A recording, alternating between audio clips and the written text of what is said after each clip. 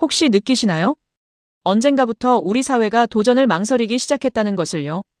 특히 새로운 무언가를 시작하는 창업시장의 풍경은 5년 전과 비교해 완전히 달라졌습니다.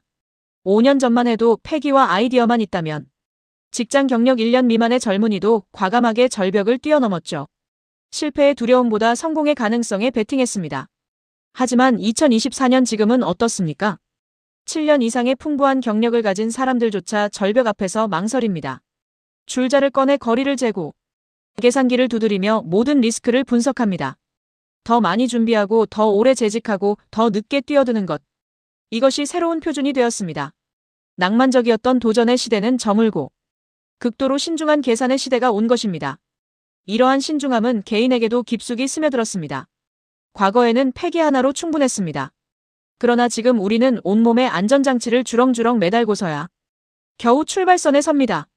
머리에는 헬멧, 온몸에는 보호대, 등에는 만일을 대비한 밧줄까지. 과도한 정보 수집, 지나친 리스크 분석, 완벽한 조건이 갖춰질 때까지 대기하는 것. 이 모든 안전장치들은 우리를 보호하는 동시에 우리를 꼼짝 못하게 만드는 실행의 마비를 가져옵니다. 한 스타트업 인큐베이터 담당자는 이렇게 말합니다.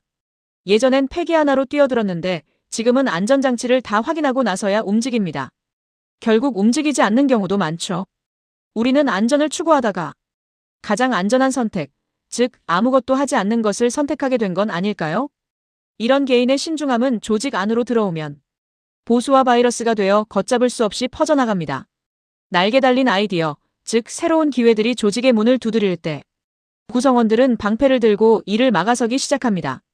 새로운 제안은 일단 회피하고 검증된 방식에만 집착하며 모험 대신 안전을 선택하는 것이 조직의 생존 전략처럼 굳어집니다. 혁신적인 아이디어는 환영받기보다 기존의 질서를 흔드는 위협으로 간주됩니다. 마치 면역체계가 새로운 세포를 적으로 오인해 공격하는 것처럼 조직은 스스로를 지키기 위해 미래의 가능성을 차단해버립니다. 그 결과가 바로 이 조용해진 회의실입니다. 누군가 용기를 내어 새로운 아이디어를 제시합니다. 반짝이는 전구처럼 가능성이 보입니다. 하지만 다른 구성원들은 무엇을 보고 있나요? 그들은 돋보기를 들고 아이디어의 작은 흠집, 즉 리스크를 찾는 데에만 혈안이 되어 있습니다. 입은 굳게 닫은 채 오직 비판적인 눈으로 문제를 찾아냅니다. 회의는 아이디어를 발전시키는 자리가 아니라 아이디어를 좌초시키는 이유를 찾는 자리가 됩니다. 안 되는 이유가 되는 이유를 압도하기 시작하고 새로운 제안은 사라지며 그저 현상을 유지하자는 발언만 늘어납니다. 가장 창의적이어야 할 공간이 가장 안전한 의견만 오가는 무덤이 되는 순간입니다. 그렇다면 우리는 왜 이렇게 변해버린 걸까요? 세 가지 거대한 힘이 우리를 짓누르고 있습니다. 그 첫 번째 힘은 바로 실패 비용의 압도적인 증가입니다. 20대의 실패는 경험의 축적으로 여겨집니다. 넘어져도 다시 일어설 시간이 있고 실패는 성장의 자양분이 되죠. 하지만 40대의 실패는 다릅니다. 그것은 이직 시장에서의 낙인이자 생존의 위협으로 다가옵니다. 어깨 위에는 주택대출, 가족부양이라는 무거운 바위들이 얹혀 있습니다. 한 번의 실패가 나 혼자만의 실패로 끝나지 않는다는 것을 알기에 합리적인 사람이라면 이 압도적인 실패 비용 앞에서 위험을 피하는 것을 선택할 수밖에 없습니다.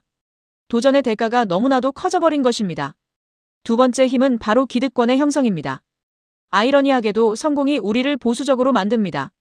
우리는 경력을 쌓으며 많은 것을 이뤄냅니다. 직함, 팀 내 위치, 평판, 인간관계. 이것들은 우리가 애써 쌓아 올린 성벽이자 동시에 아슬아슬한 젠가 타워입니다. 지켜야 할 것이 많아질수록 잃을 것에 대한 공포가 우리를 지배합니다.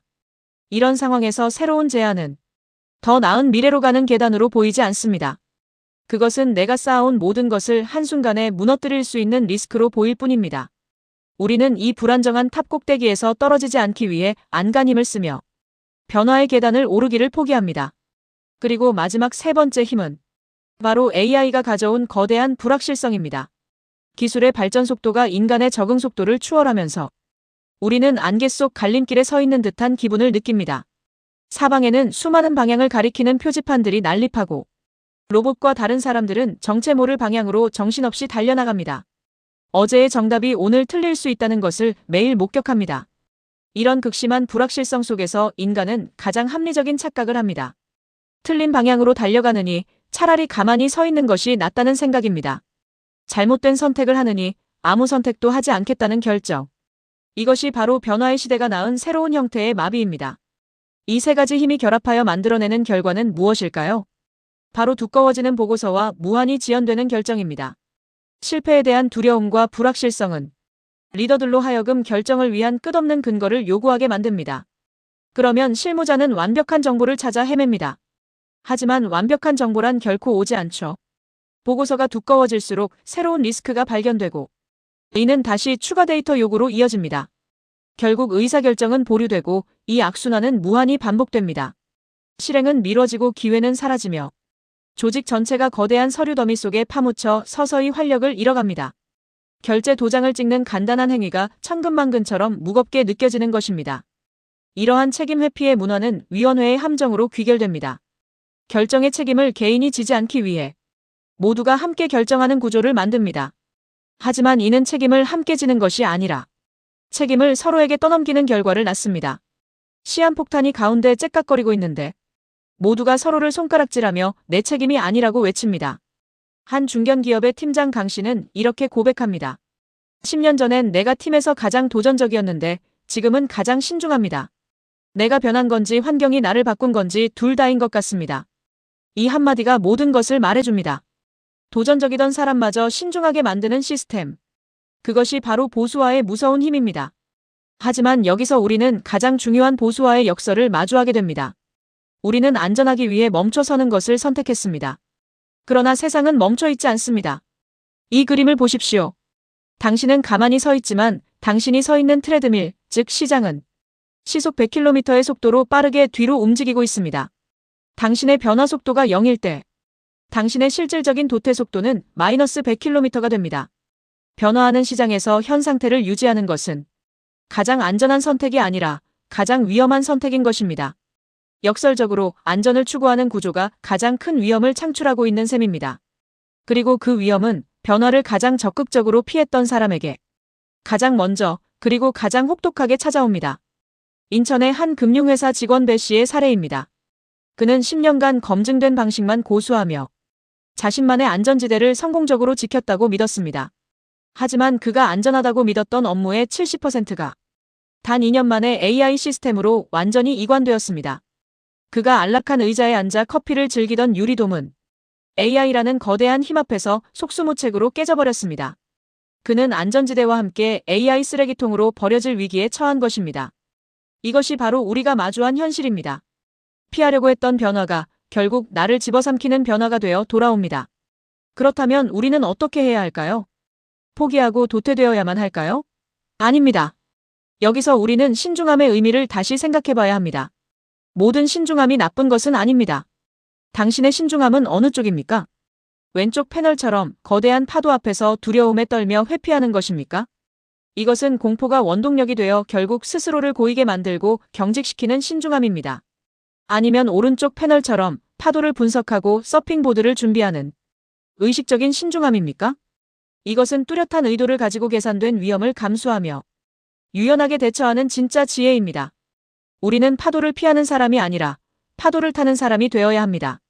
파도를 타는 사람이 되기 위한 첫 번째 돌파구는 실패를 낙인이 아니라 정보로 다루는 태도를 갖는 것입니다. 실패에 좌절하고 우는 사람이 아니라 돋보기를 들고 실패의 원인을 분석하는 사람이 되어야 합니다. 실패는 너는 틀렸어라는 낙인이 아닙니다. 이 시도가 잘못되었다는 소중한 정보이자 신호입니다.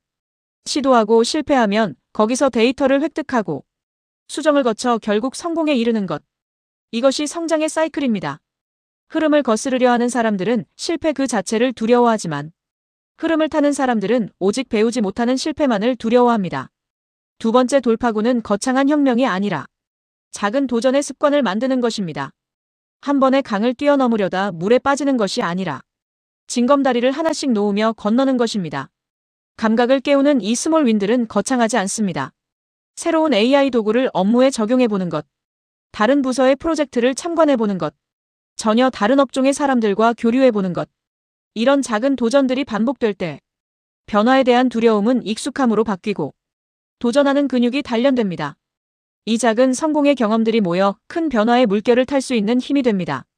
결론적으로 이 거대한 보수화의 덫을 부수는 것은 무엇일까요? 그것은 한 번의 거창한 혁명이 아니라 멈추지 않는 작은 발걸음입니다. 지금은 멈춰버린 사람이 가장 먼저 도태되는 시대입니다. 그러니 우리는 나만의 기준으로 계속 움직여야 합니다. 외부에서 정해준 안전이라는 기준이 아니라 내면에서 의미 있다고 느끼는 기준을 따라야 합니다. 그 내면의 나침반이 가리키는 방향으로 꾸준히 나아갈 때 우리는 우리를 가두던 단단한 콘크리트 상자를 부수고 나올 수 있습니다. 두려움에 멈춰서서 시대의 뒤편으로 밀려나는 대신 당신의 심장에 있는 나침반을 믿고 오늘의 작은 한 걸음을 내디디십시오. 그 걸음이 바로 당신을 가장 안전하게 지켜줄 유일한 방법입니다.